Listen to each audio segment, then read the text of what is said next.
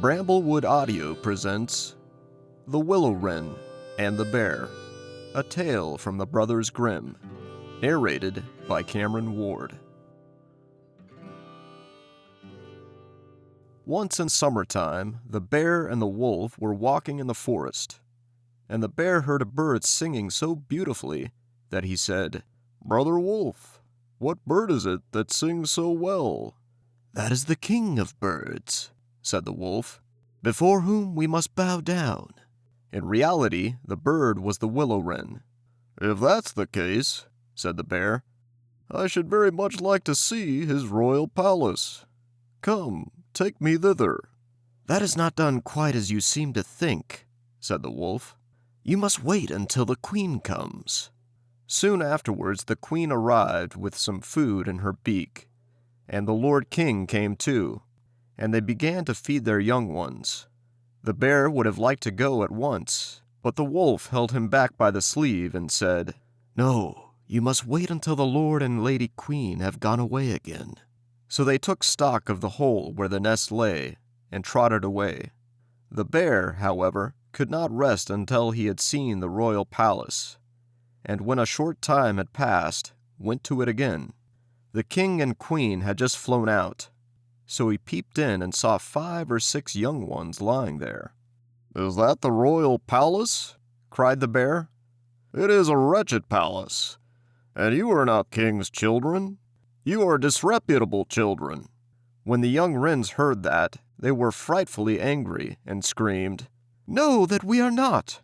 Our parents are honest people. Bear, you will have to pay for that."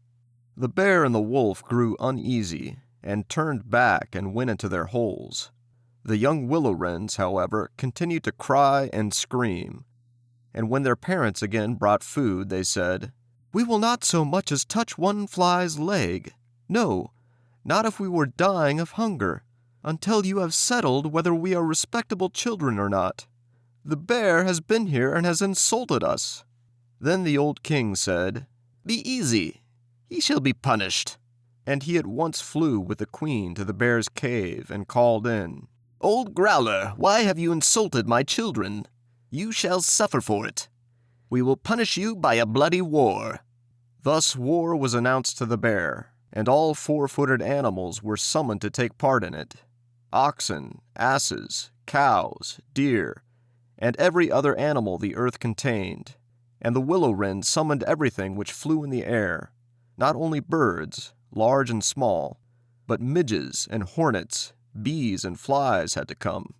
When the time came for the war to begin, the willow-wren sent out spies to discover who was the enemy's commander-in-chief. The gnat, who was the most crafty, flew into the forest where the enemy was assembled, and hid herself beneath a leaf of the tree where the password was to be announced.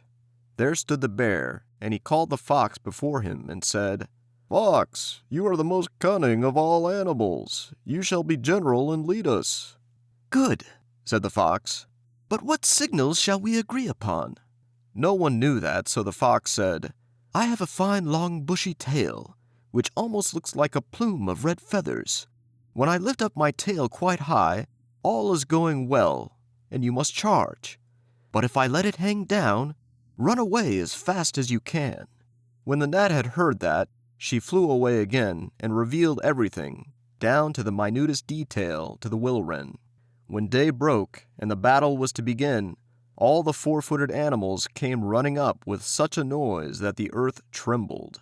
The willow-wren with his army also came flying through the air with such a humming and whirring and swarming that every one was uneasy and afraid, and on both sides they advanced against each other. But the willow-wren sent down the hornet, with orders to settle beneath the fox's tail and sting with all his might. When the fox felt the first sting, he started so that he lifted one leg from pain, but he bore it, and still kept his tail high in the air. At the second sting, he was forced to put it down for a moment.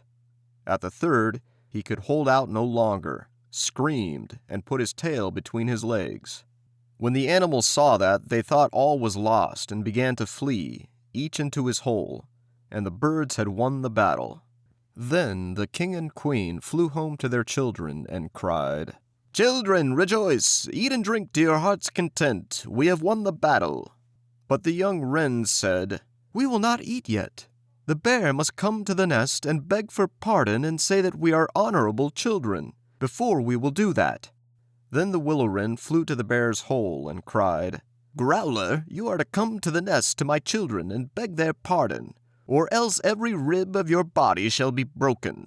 So the bear crept thither in the greatest fear, and begged their pardon. And now at last the young wrens were satisfied, and sat down together, and ate and drank, and made merry till quite late into the night. Thank you for listening to this presentation of The Willow-Wren and the Bear, a tale from the Brothers Grimm, narrated by Cameron Ward.